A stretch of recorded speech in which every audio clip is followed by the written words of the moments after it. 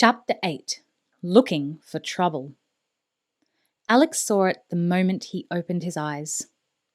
It would have been obvious to anyone who slept in the bed, but of course nobody had slept there since Ian Ryder had been killed. It was a triangle of white slipped into a fold in the canopy above the four-poster bed. You had to be lying on your back to see it, like Alex was now. It was out of his reach. He had to balance a chair on the mattress and then stand on the chair to reach it. Wobbling, almost falling, he finally managed to trap it between his fingers and pull it out. In fact, it was a square of paper, folded twice. Someone had drawn on it, a strange design with what looked like a reference number beneath it. There wasn't very much of it, but Alex recognized Ian Ryder's handwriting. But what did it mean? He pulled on some clothes, went over to the table, and took out a sheet of plain paper. Quickly, he wrote a brief message in block capitals. Found this in Ian Ryder's room. Can you make any sense of it? Then he found his Nintendo DS, inserted the Nemesis cartridge into the back, turned it on, and passed the bottom screen over the two sheets of paper, scanning first his message and then the design. In a matter of microseconds, the image would appear on the screen of Mrs. Jones's computer in London, along with the time and the location from which it had been sent. Maybe she could work it out. She was, after all, meant to work for intelligence. Finally, Alex turned off the Nintendo, then removed the back and hid the folded paper in the battery compartment. The diagram had to be important. Ian Ryder had hidden it. Maybe it was what had cost him his life. There was a knock at the door. Alex went over and opened it. Mr. Grin was standing outside, still wearing his butler's uniform. "Good morning," Alex said. "No." Mr. Grin gestured, and Alex followed him back down the corridor and out of the house. He felt relieved to be out in the air, away from all the artwork. As they paused in front of the fountain, there was a sudden roar, and a propeller-driven cargo plane dipped down over the roof of the house and landed on the runway. "Mr. Grin explained. "Just as I thought," Alex said. They reached the first of the modern buildings, and Mr. Grin pressed his hand against a glass plate next to the door. There was a green glow as his fingerprints were red, and a moment later the door slid soundlessly open. Everything was different on the other side of the door. From the art and elegance of the main house, Alex could have stepped into the next century. Long white corridors with metallic floors, halogen lights, the unnatural chill of air conditioning. Another world. A woman was waiting for them, broad-shouldered and severe, her blonde hair twisted into the tightest of buns. She had a strangely blank, moon-shaped face, wire-framed spectacles, and no makeup apart from a smear of yellow lipstick. She wore a white coat with a name tag pinned to the top pocket. It read, Vole. "You must be Felix," she said. "Or is it now I understand Alex? Yes. Allow me to introduce myself. I am Fräulein Vole." She had a thick German accent. "You may call me Nadia." She glanced at Mr. Grin. "I will take him from here." Mr. Grin nodded and left the building. "Do you have a mobile?" Vole asked, holding out her hand. "Sure." Alex handed it across. "I'm afraid I will be keeping it until the end of your visit. A security measure, you understand." She slipped it into her pocket. Alex was sorry to see it go. Not being allowed a phone at school was bad enough, but here, in the middle of Sale's compound, he felt lost without it. But it was too late. Nadia Vole had already set off, talking as she went. "We have 4 blocks here. Block A, where we are now, is administration and recreation. Block B is software development. Block C is research and storage. Block D is where the main Stormbreaker assembly line is found. Where's breakfast? Alex asked. You have not eaten? I will send you a sandwich. Air Sale is very keen for you to begin at once with the experience. She walked like a soldier, back straight, her feet in black leather shoes, rapping against the floor. Alex followed her through a door and into a bare square room with a chair and a desk, and, on the desk, the first actual Stormbreaker he had ever seen. It was a beautiful machine. The iMac might have been the first computer with a real sense of design, but the Stormbreaker had far surpassed it. It was black apart from the white lightning bolt down one side, and the screen could have been a porthole into outer space. Alex sat behind the desk and turned it on. The computer booted itself instantly. A fork of animated lightning sliced across the screen. There was a swirl of clouds, and then, in burning red, the letters SE, the logo of Sale Enterprises, formed itself. Seconds later, the desktop appeared, with icons for maths, science, French, every subject ready to be accessed. Even in those brief seconds, Alex could feel the speed and the power of the computer. And Herod Sale was going to put one in every school in the country. He had to admire the man. It was an incredible gift. I leave you here, Fraulein Voll said. It is better for you, I think, to explore the Stormbreaker on your own. Tonight you will have dinner with Herr Sale, and I will tell him your feeling. Yeah, I'll tell him my feeling. I will have the sandwich sent in to you, but I must ask you to please not leave the room. There is, you understand, the security. Whatever you say, Mrs. Voll, Alex said. The woman left. Alex opened one of the programs and for the next 3 hours lost himself in the state-of-the-art software of the Stormbreaker.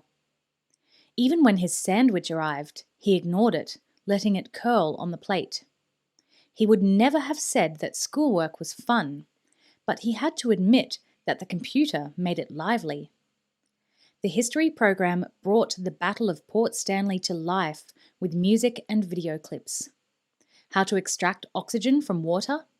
The science program did it in front of his eyes. The Stormbreaker even managed to make geometry almost bearable, which was more than Mr. Donovan at Brookland had ever done. The next time Alex looked at his watch, it was 1 o'clock. He had been in the room for over 4 hours. He stretched and stood up. Nadia Voll had told him not to leave, but if there were any secrets to be found at Sale Enterprises, he wasn't going to find them here. He walked over to the door and was surprised to find that it opened as he approached. He went out into the corridor. There was nobody in sight. Time to move. Block A was administration and recreation. Alex passed a number of offices, then a blank, white-tiled cafeteria. There were about 40 men and women, all in white coats and identity tags, sitting and talking animatedly over their lunches. He had chosen a good time. Nobody passed him as he continued through a plexiglass walkway into Block B. There were computer screens everywhere, glowing in cramped offices piled high with papers and printouts. Software development. Through to Block C, research. Past a library with endless shelves of books and hard drives. Alex ducked in behind a shelf as 2 technicians walked past, talking together. He was out of bounds, on his own, snooping around without any idea of what he was looking for. Trouble, probably. What else could there be to find? He walked softly, casually down the corridor, heading for the last block. A murmur of voices reached him, and he quickly stepped into an alcove, squatting down beside a drinking fountain as two men and a woman walked past, all wearing white coats, arguing about web servers. Overhead, he noticed a security camera swiveling towards him. In another 5 seconds, it would be on him. But he still had to wait until the 3 technicians had gone before he could sprint forward, just ahead of the wide-angle lens. Had it seen him? Alex couldn't be sure, but he did know one thing. He was running out of time. Maybe the Vol woman would have checked up on him already. Maybe someone would have brought lunch to the empty room. If he was going to find anything, it would have to be soon. He started along the glass passage that joined blocks C and D, and here, at last, there was something different. The corridor was split in half, with a metal staircase leading down into what must have been some sort of basement. And although every building and every door he had seen so far had been labelled, this staircase was blank. The light stopped about halfway down. It was almost as if the stairs were trying not to get themselves noticed. The clang of feet on metal. Alex shrank back, and a moment later, Mr. Grin appeared, rising out of the floor like a vampire on a bad day. As the sun hit his dead, white face, his scars twitched and he blinked several times before walking off into Block D. What had he been doing? Where did the stairs go? Alex hurried down them. It was like stepping into a morgue. The air conditioning was so strong that he could feel it on his forehead and on the palms of his hands, fast freezing his sweat. He stopped at the bottom of the stairs.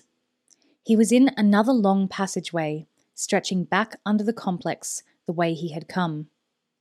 It led to a single metal door. But there was something very strange. The walls of the passage were unfinished, dark brown rock with streaks of what looked like zinc or some other metal. The floor was also rough, and the way was lit by old-fashioned bulbs hanging on wires. It all reminded him of something he had seen very recently, but he couldn't remember what. Somehow, Alex knew that the door at the end of the passage would be locked. It looked as if it had been locked forever. Like the stairs, it was not labelled. But Mr. Grin had just come up the stairs. There was only one place he could have come from, and that was the other side. The door had to lead somewhere. He reached it and tried the handle. It wouldn't move. He pressed his ear against the metal and listened.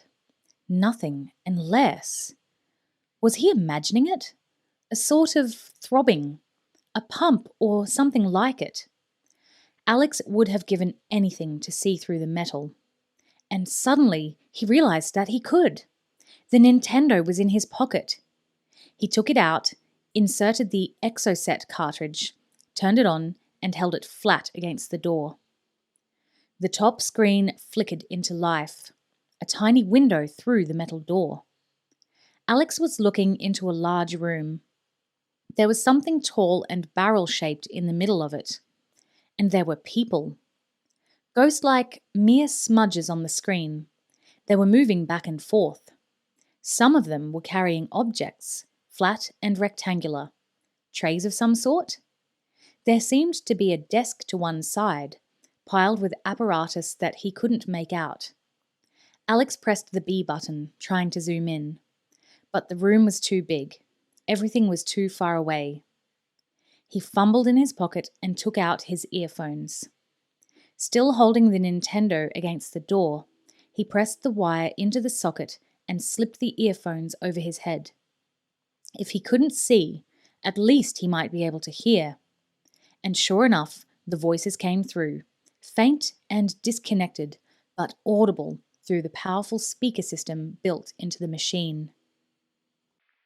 In place. We have 24 hours. It's not enough. It's all we have. They come in tonight at 0200. Alex didn't recognize any of the voices. Amplified by the tiny machine, they sounded like a phone call from abroad on a very bad line. Grin, overseeing the delivery. It's still not enough time. And then they were gone. Alex tried to piece together what he had heard. Something was being delivered 2 hours after midnight. Mr. Grin was arranging the delivery. But what? Why? He had just turned off the Nintendo and put it back into his pocket when he heard behind him the squeak of a shoe that told him he was no longer alone. He turned around and found himself facing Nadia Vole. Alex realized that she had tried to sneak up on him. She had known he was down here. "What are you doing, Alex?" she asked. Her voice was poisoned honey. "Nothing," Alex said. "I asked you to stay in the computer room." "Yes, but I'd been there all morning. I needed a break." "And you came down here?" "I saw the stairs. I thought they might lead to the toilet." There was a long silence. Behind him, Alex could still hear or feel the throbbing from the secret room. Then the woman nodded as if she had decided to accept his story. "There is nothing down here," she said. "This door leads only to the generator room. Please," she gestured, "I will take you back to the main house, yes? And later you must prepare for the dinner with Herr Sale. He wishes to know your first impressions of the Stormbreaker."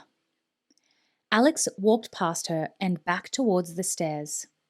He was certain of 2 things. The first was that Nadia Vole was lying. This was no generator room.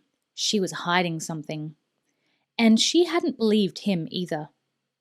One of the cameras must have spotted him, and she had been sent to find him. So she knew that he was lying to her. Not a good start. Alex reached the staircase and climbed up into the light, feeling the woman's eyes like daggers stabbing into his back.